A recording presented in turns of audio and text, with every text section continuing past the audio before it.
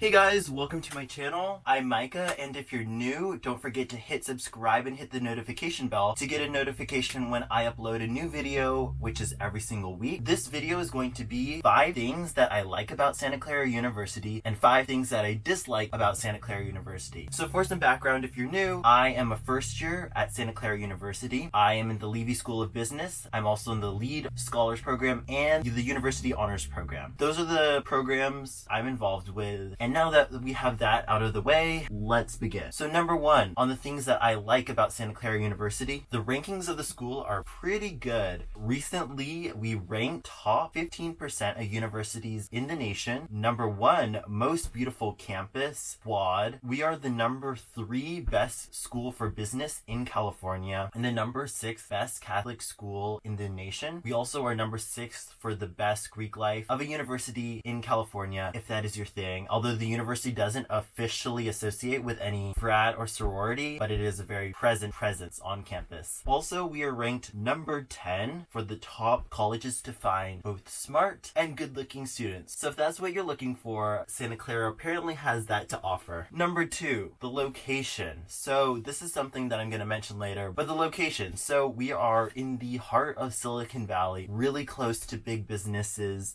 startups, which means great opportunities for internships. So definitely something you want to be looking for. Also, it is really close to San Francisco by train, so it's not that far from the city. Number 3, transportation. The university is right across from the Cal train station. Like literally, you cross the street from the business school and the Cal train comes by at whatever interval it comes by at. That Cal train brings you right to San Francisco. Also, there's stops along the way, so if you want to go to Stanford, I did that. Go watch my Stanford video. The school does offer zip cars that are parked on campus that you can access. Number 4, almost forgot which number we were on. So the dorm and the campus, they are rated very highly. The dorms are ranked number 1 in California by niche.com. So if you saw that, I'm sure you guys have checked. If you are looking at going to Santa Clara University, you probably check niche.com. It's a pretty expansive website where you can find all the information and it looks nice. It's very easy to use. But regardless of what dorm you live in, they are going to be either recently renovated or pretty new or brand new. So the dorms at Santa Clara University have a lot of amenities that other dorms at other universities don't necessarily have or have to offer. One thing that you get that's really nice, and I guess I didn't think about it, was the sink vanity in every single room. So regardless of whether or not you're in a suite and you have a bathroom and a shower, if you're in apartment style, or if you're in traditional dorms where you have a communal bathroom, you have a decent sized vanity and a sink for your use. The campus looks like a country club garden mixed with a very nice mission aesthetic. Number 5, programs and academics. So because the school is a Jesuit school, there are a lot of opportunities. They have a lot of immersion opportunities, a lot of study abroad opportunities, global fellowship opportunities through the different centers. For example, through the Ignatian Center, there's the Global Social Benefit Fellowship, which is an entrepreneurial fellowship where you help communities in underdeveloped countries have a small business. Also, there's the Lead and the Honors Program. That are the programs that I am associated with. So the Lead Scholars Program is for first generation or first gen students. The Honors Program, you either get invited or you apply. And if you don't get invited, honestly, do not be afraid to apply because that's what I have to do. And you get in, and the classes that you take are a little, okay, they are more rigorous, but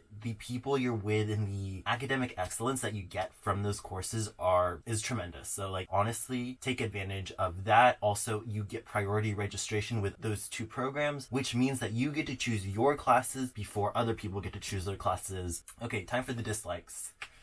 So number 1, pricing on just everything. So obviously it is a private school, so tuition is expensive. Tuition costs around $54,000 and room and board costs an additional around $16,000. But don't be alarmed, the price after financial aid or scholarships usually equals around $30,000, which is on par with most UCs if you're an in-state applicant like myself, and so don't let the price scare you in that regards. But the dining and cafeteria food is expensive. Usually I pay between $12 and $20 for a dinner because I usually get my food from Global, which is the only restaurant that changes every single day, or the menu changes every single day, and the food usually is a little better, but also significantly more expensive, usually around $18. And then if you want fruit or salad, then you have to pay extra money. The dining plans are only two dining plans if you're living on campus, and that is the $1,600 dining plan, which is the basic dining plan, and then there's the $1,900 dining plan, which is the preferred dining plan. I recommend going with the basic, and if you use up all the basic, you can just upload money onto your Flex account, which is just another account. There's a lot of names that get thrown around. It's just another account that you can use spending on your dining, that you just upload money on when you run out of money on your dining card. There's also this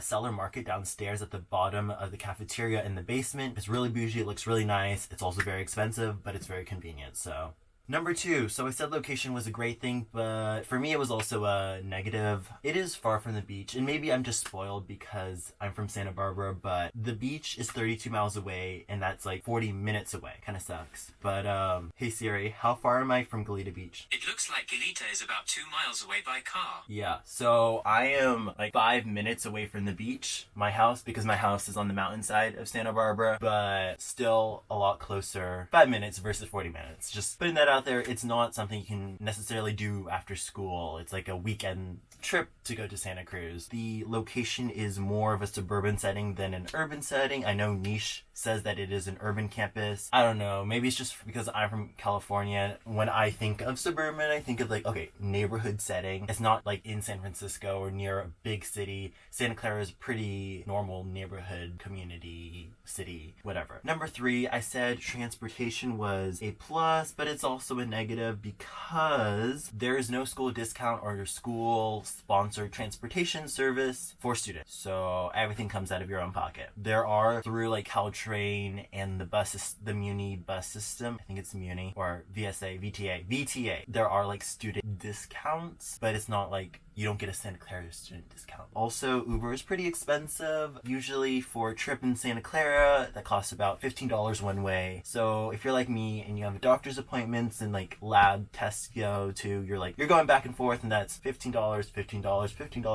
Just, it adds up. And I don't know, you're in college, you're already spending a lot of money. Why do you want to spend on transportation? Number 4, everything closes early on campus. Like when you're in college, time is very different. This is something I learned. Like it does not work the same way as it did in high school. Like I went to sleep before midnight every single night. That did not happen at all in college. The library, it closes at 2 a.m. and the cafeteria closes at 1 a.m. And because it was the library, the cafeteria, and my dorm, I would walk through the cafeteria to go to my dorm. But if I left the library when it closed, the cafeteria, which closed at 1 a.m. was closed, and so I would have to walk around to my dorm, and it just was inconvenient. It's not bad, it's just, I don't know, I don't like walking in the dark alone. Also, there's these black cats that run across the path, and at Halloween, I don't know, your imagination gets to you at this like ungodly hour of 2 a.m. So also the library closes early on the weekends at 9 p.m. I believe, so don't plan on studying late on the weekends because the library won't be open for you. But the library is open 24/7 for finals, and they have midnight snacks, so I guess they've redeemed themselves there. Number 5, dorm problems. Like yes, the dorms are great, but the greatness also comes at a cost, which is you get fined for everything. So in my dorm, someone was like really drunk and they fell through a wall on my floor. Like their butt like went through someone's wall, and if the person didn't come forward, our whole floor was gonna get charged whatever the cost of repair was, which is kind of annoying. But like the person came forward, and yeah, but like they will charge you for every dent, scratch, and like